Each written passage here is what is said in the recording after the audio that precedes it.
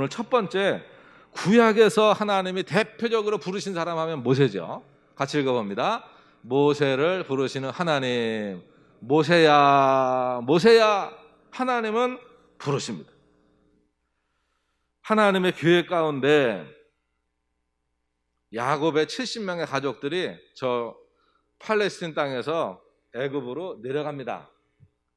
내려갈 때에는 그냥 무작정 내려간 게 아니라 하나님이 미리 준비하신 요셉이 먼저 가서 기다리고 있었어요. 어서 오세요. 그래서 그들이 70명의 가족들이 들어갈 때에는 바로에게 VVVIP로 들어갑니다. 그런데 하나님은 너 거기서 행복하게 살아라, 그 계획이 아니고 애굽 땅에서 살기 좋은 모판에 들어가서 인구를 쫙 늘리고 그리고 다시 이 땅으로 와야 돼. 그게 하나님의 계획이세요. 그래서 400년 동안 70명의 가족들이 몇 명으로? 250만, 300만까지 그 인구들이 쫙 늘어난 거예요. 그러니까 바로가 두렵죠. 애굽이 두렵죠. 그래서 처음에는 그들을 존귀히 여겼지만 요셉이 죽고 그들을 알던 바로가 죽은 뒤에 그 다음 바로는 이 이스라엘 백성들을 노예로 취급합니다. 그들을 힘으로 누르자, 법으로 가두고 그들을 우리를 위해서 쓰는 그냥 노동자로만 쓰자, 그랬거든요. 그래서 그들이 하나님께 외칩니다. 하나님 못 살겠어요. 힘들어 못 살겠어요. 근데 하나님이 말씀하시죠. 같이 해봅니다. 내가 이 일을 미리 계획했다. 내가 이 때를 위해서 한 사람을 준비했다 하고 하나님이 짠 띄우고 있는 사람이 있었으니 바로 모세입니다. 근데 모세는 하나님이 이 말씀을 하시기 전 80년 전에 준비하고 계신 거예요. 미리 하나님께서. 그 당시 바로가 이게 안 되겠다, 이게 인구가 너무 팍팍팍 늘어나니까 남자아이를 낳으면 나일강에 던져서 죽이라. 그런데 아버지 이름이 아브라함, 엄마 이름이 요게벳, 거기에 모세가 태어난 거예요. 입을 틀어막으면서 키웠거든요. 그런데 이게 소리가 담을 넘어가니까 안 되겠다. 그리고는 기도하고 강에다가 던집니다. 근데 휙 집어 던진 게 아니고 갈대 상자를 만들고 거기에 하나님의 계획하에 이 생명의 주인이 하나님이심을 믿습니다. 나는 지금 모르지만 하나님의 계획이 있는 걸 믿습니다. 그리고는 갈대 상자 속에 놓고 그곳에 늘 오는 바로의 공주가 오는 곳에 띄워놓은 거예요. 그래서 그 모세의 이름이 물에서 끌어냈다, 들어 올렸다, 이게 모세의 이름이에요. 모세의 생애를 보겠습니다. 40년 궁중에서의 준비되는 삶, 지도자로서 준비되는 삶이에요. 또 40년 미디안 광야에서 버려진 것 같지만 뒤에 보니까 하나님이 그를 지도자의 겸손을 주기 위해서 힘을 들여 꺾으시면서 지도자로 준비시키는 기간이었어요. 이제 나는 할 수 없지라고 하는 그때에 하나님, 우리가 아까 읽은 출애굽기 3장의 말씀처럼 모세야 모세야, 이게 하나님의 부르심이었습니다. 그리고는 내가 이 때를 위해서 너를 준비했고 너는 내 백성을 애굽을 시켜라, 이게 하나님의 계획이었고 모세는 그 사명을 멋지게 감당했습니다. 자신의 삶을 회고하며 모세가 이제 신명기 31장으로 33장까지 쭉 이야기를 하는데 31장에서 6절에 이렇게 이야기를 합니다. 같이 읽어보시죠. 너희는 강하고 담대하라, 두려워하지 말라, 그들 앞에서 떨지 말라. 이는 내 하나님 여호와 그가 너와 함께 가시며 결코 너를 떠나지 아니하시며 버리지 아니하실 것임이니라. 이스라엘 백성들아 담대하라는 얘기예요. 32장에서는 모세가 하나님을 찬양하는 모세의 노래가 나옵니다. 33장에서는 이스라엘의 12지파들을 축복합니다. 그러면서 33장 29절 끝말씀이 뭐냐? 바로 이 축복의 말씀입니다. 이스라엘에게 이런 쫙 축복을 하고 모세는 자기의 인생을 딱 마무리 짓습니다. 같이 보시죠. 이스라엘이여, 너는 행복한 사람이로구나. 여호와의 구원을 너같이 얻은 백성이 누구냐? 그는 너를 돕는 방패시요 내 영광의 칼이시로다.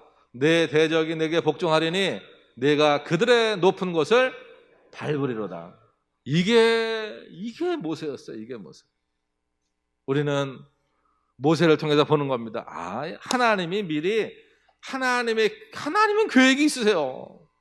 하나님의 계획하에 준비하셨고, 그리고 키우셨고, 성장시키셨고, 능력을 주셔서 주의 일을 위해 쓰시는 겁니다.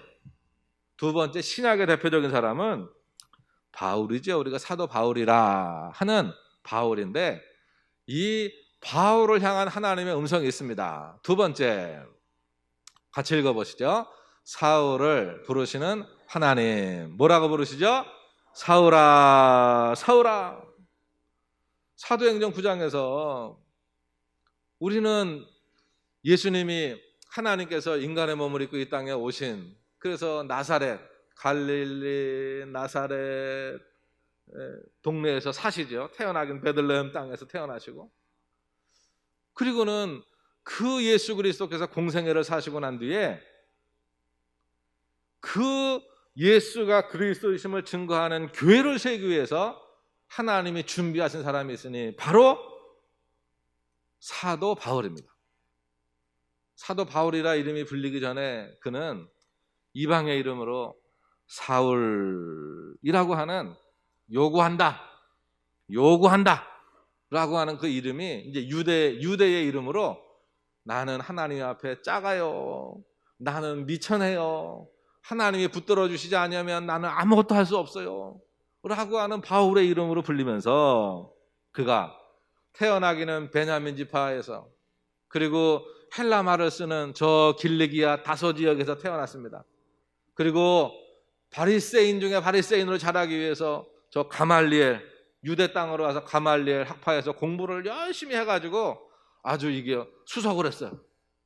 그러고 나서 바리새인 중에 바리새인으로 하나님의 뜻대로 살려면 나같이 살아야 돼 라고 하던 이 사울이 하던 일은 뭐냐? 예수, 어서 듣도 보도 못한 그 예수라고 하는 청년이 구약에서 말하던 메시아라고, 그걸 증거하는 그리스도인들을 잡아서 죽이든지 가두든지 핍박을 하는 일이 하나님의 일이라고 생각했던 사울이었습니다. 그래서 그날도 그 시리아 다메섹이라는 지역에 가서 예수 믿는 사람들을 잡으려고 가던 그 사울의 발걸음 중에 빛으로 주님이, 부활의 주님이 오셔서 그를 부르시는 겁니다. 같이 해보죠. 사울아, 사울아. 주님을 만날 때 사울의 눈이 닫혔습니다.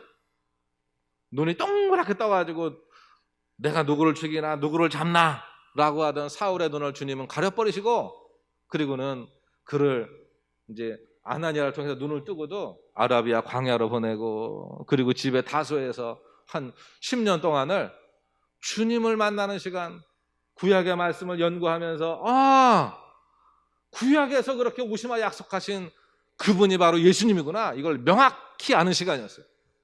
그리고는 그 뒤에 수리아 안디옥 교회에서 평신도 사역을 하면서 이제는 1차, 2차, 3차 그 아시아 지역과 마케도니아 저 그쪽 세계 열방을 다니면서 복음을 전하는 겁니다. 교회를 세우는 거예요. 예수가 그리스도이심을 증거하는 겁니다. 그것이 신약의 사울의, 그리고 이제 사도 바울의 역사였습니다. 사도 바울이 자기의 삶을 뒤돌아보면서 고백하는 겁니다. 디모데전서 1장 15절에 보니까 자기의 정체성, 예수 만나기 전 뭐라 그랬죠? 나는 죄인 중에 내가 괴수, 우두머리다. 이 땅의 죄인 중에 내가 우두머리라는 거예요. 그리고는 내가 예수 만난 후에 나의 삶은 갈라디아서 1장 1절 말씀입니다. 같이 보시죠. 사람들에게서 난 것도 아니요, 사람으로 말미암은 것도 아니요, 오직 예수 그리스도와 그를 죽은 자 가운데서 살리신 하나님 아버지로 말미암아 사도된 바울, 이게 자기의 정체성이었어요. 그러니까 자기는 늘 편지를 쓰면서 말합니다. 사도된 바울, 주님의 부르심을 받은 나 바울. 그래서 사람들이 다 여러 가지 말도 많고 뭐 이런저런 사건들 속에서도 그가 굳건히 설 수 있었던 것은 주님이 나를 부르셨다 이거예요. 주님이 나를 부르셨다. 그래서 그가 자기의 인생을 다 산 뒤에 죽음의 자리에, 순교의 자리에 자기가 나아갑니다. 그러면서 이렇게 고백을 하죠. 사도행전 20장 23절과 4절에 같이 봅니다.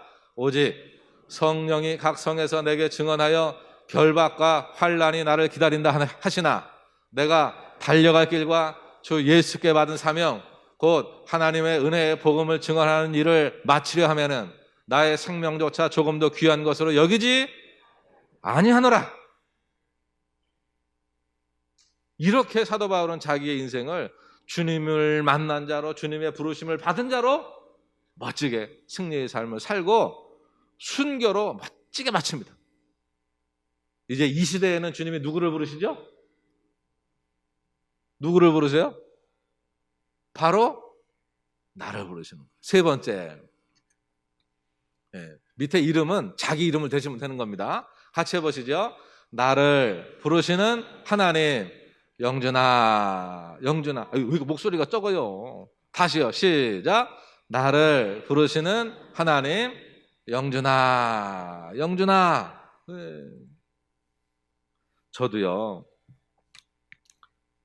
제가 충주 목계에서 태어났잖아요. 집에서 보니까 예수 믿는 사람이 아무도 없어요.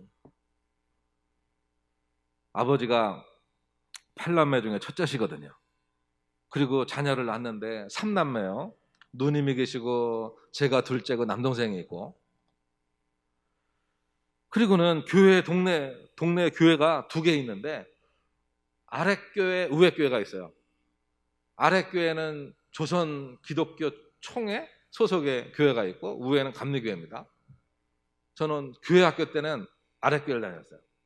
근데 아랫교회 다니다가 교회학교 선생님이 너무 좋아하는데 6학년 때 저한테 상의도 안 하고 시집 가시는 바람에 제가 낙심을 해가지고 갑자기 좋아하던 선생님이 없어져서 교회를 안 다녔어요. 그러다가 중3 때 이제 감리교회에서 여름 수련회를 가는데 교회 수련회를 간다는 거예요. 그래서 학교 수련회 가기 싫어가지고 교회 수련회를 갔어요. 가서 은혜를 받았잖아요. 같은 또래들이 있고 형들 오빠들이 있고 형 누나들이 있고 이러면 이게 옛날에 이게 학생들이 많았잖아요. 그러면서 가서 이게 말씀을 듣는데 잘 모르겠는데 그때 예수님을 만났어요. 그리고 제 인생에 내가 정말 누구처럼 살면 좋을까라고 할 때요. 누구처럼 살면 좋을까? 동네 아무리 뒤져봐도 이게 보니까 참 좋은 분이 우리 부모님밖에 없더라고요. 그런데 교회 나가서 보니까 목사님 부부가 그렇게 좋아 보이는 거예요. 사모님이 끓여주는 김치찌개가 이렇게 맛있어요. 총각물을 이렇게 푹푹 삶아주는데 너무 맛있는 거예요. 그리고 그 목사님 자녀들이 제 1살 밑에 또 2살 밑에 3살 밑에 이래요. 그래서 아주까지 교회를 집처럼 그리고 중3 때부터 이제 교회학교 교사를 하면서 청소하고 교회 이제 또 봉사하고 부흥회 때 푹치고 그래서 뭐 이제 교회 행사 있으면 행사하고 연극하고 막 이러면서 이제 이게 교회에서의 생활을 하게 됐습니다. 고2 때 부흥회 때 성령 체험을 했고 고3 때 인생의 고민을 하는 거죠. 내가 어떻게 살아갈까? 내가 직업을 어떻게 가져야 되지? 내가 정말 이거 뭘 위해서 내 인생을 바칠까? 그러다가 가만히 보니까 아까 말씀드린 것처럼 목사님처럼 살면 되겠더라고요. 그 목사님처럼. 그래서 이제 신학교에 가게 되고 그리고 이제 군대 가고 그리고 이제 결혼의 문제를 고민하게 되는 겁니다. 제가 결혼의 문제를 두고 기도할 때 그렇게 기도했어요. 저는요 그때 그걸 잘 몰랐어요. 성경을 그때 잘 안 읽어가지고 그때 알았으면 저도 고현숙한 여인을 주세요 그랬을 텐데 저는요 그랬습니다. 하나님 내 인생을 살아가면서 정말 내가 하나님이 정하신 일평생 사랑하며 돌볼 수 있는 나의 반쪽을 주세요. 나의 반쪽을 주세요. 점점 요즘에 몸무게가 늘어가면서 제 반쪽이 되고 있어요.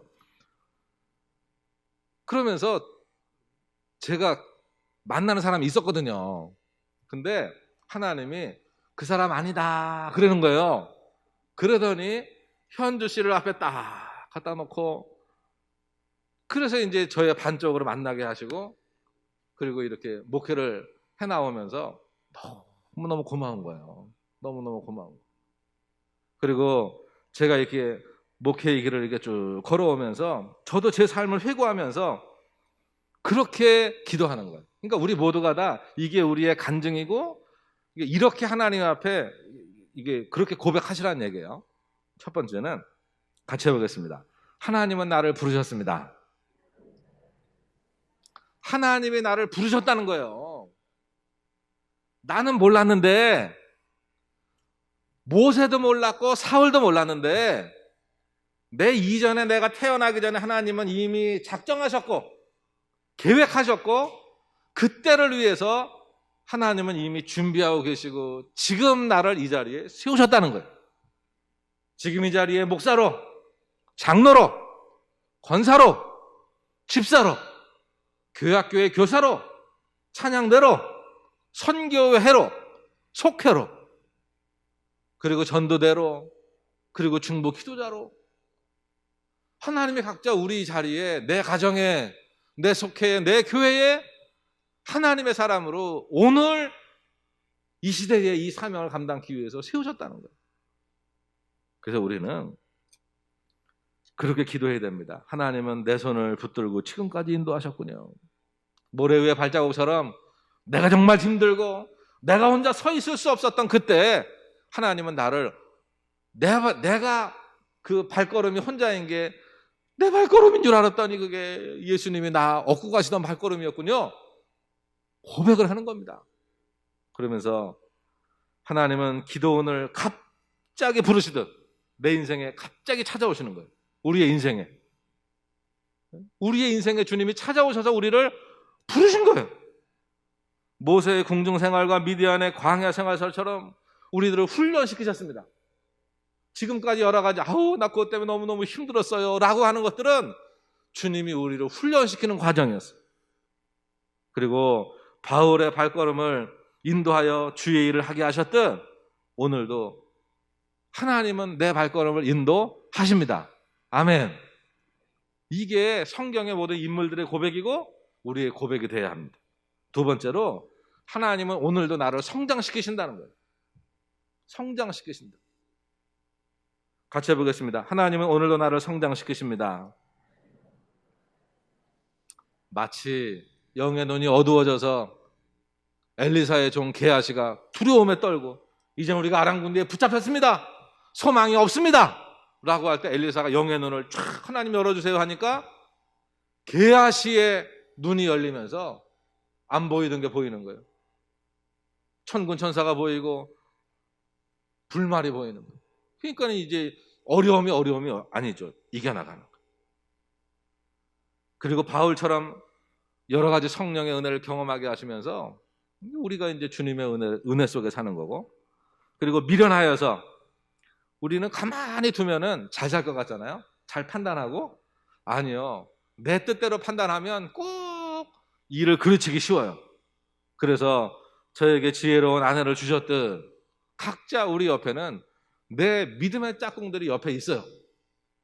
믿음의 짝꿍들이 옆에 있어서 동료가 됐든 친구가 됐든 속회 식구가 됐든 기도의 부모가 됐든, 그래서 내가 누군가에게 이럴 때는 어떻게 해야 돼요? 나를 위해서 기도해 주세요 라고 할 수 있는 바로 그 사람이 우리의 믿음의 짝이라는 거예요. 그런 사람을 하나님이 붙여주신다는 겁니다. 우둔하여 말씀이 보이지 않을 때 불 꺼보세요. 안 보이죠? 근데 이 빛을 비추면, 성령의 빛을 비추면 보이는 거예요. 보이는 거예요. 끝으로 우리는 오늘도 기도해야 됩니다. 여전히 나의 연약함과 미련함과 주를 향한 불충을 고백하면서 주님, 저는 왜 주님 앞에 오늘도 연약한가요? 주님이 붙들어 주시지 아니하시면 오늘도 저는 넘어질 수밖에 없어요.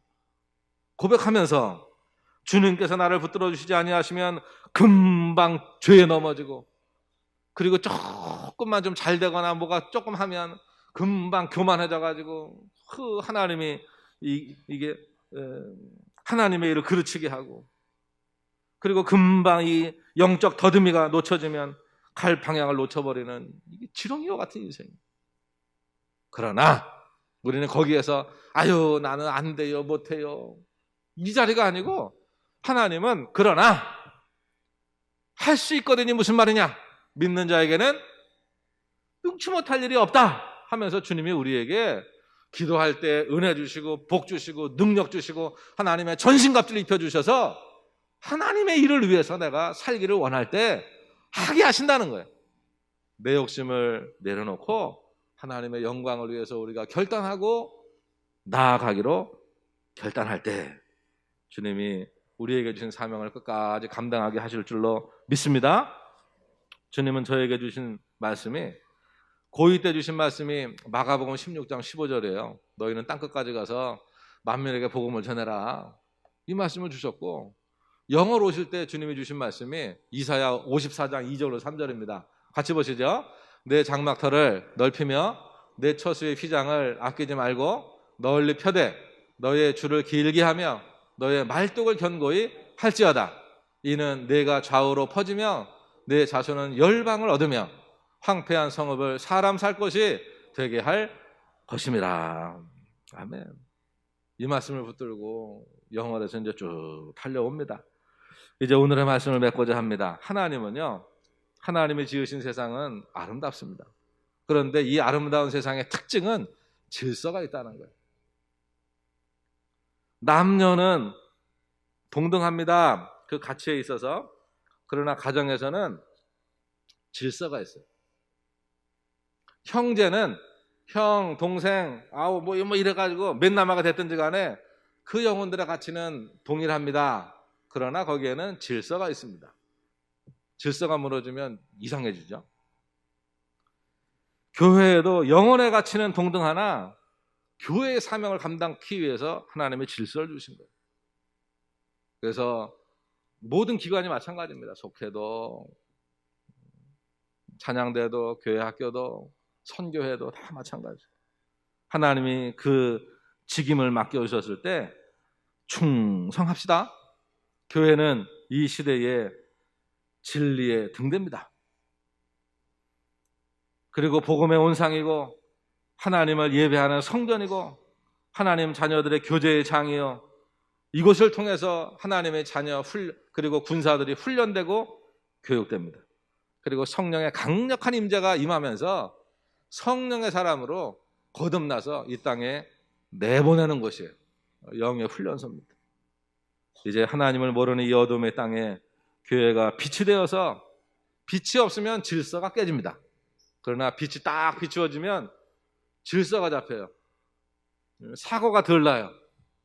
그래서 우리가 이 시대에 교회가, 성도가 진리의 빛이 되어 하나님의 생명을 이 땅에 비추는 은혜가 있으시길 축복합니다. 이제 오늘 우리에게 주신 하나님의 음성 정리해 보겠습니다. 첫 번째,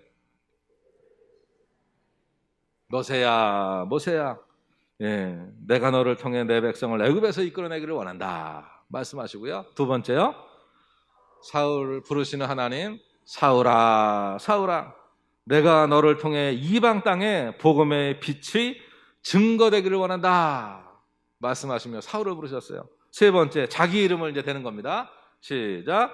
나를 부르시는 하나님, 영준아, 영준아 하시면서 내가 너를 통해 지금 이곳에 주의 생명이 흐르기를 원한다. 주님이 말씀합니다. 이번 한 주도 주 안에 승리하시기를 축복합니다. 일평생 내가 나를 구원하신 예수님 내 안에 영접하고, 내가 어디에 있든지 예수 안 믿는 막 이게 그곳에 나 혼자 예수 믿는 사람으로 서도 그곳에 예수의 생명을 뿌리박고 그곳을 살리고 그것을 변화시키고 그것을 이게 거룩한 장소로 하나님께 드릴 수 있는 영적 십자가의 군병들이 되시길 축복합니다.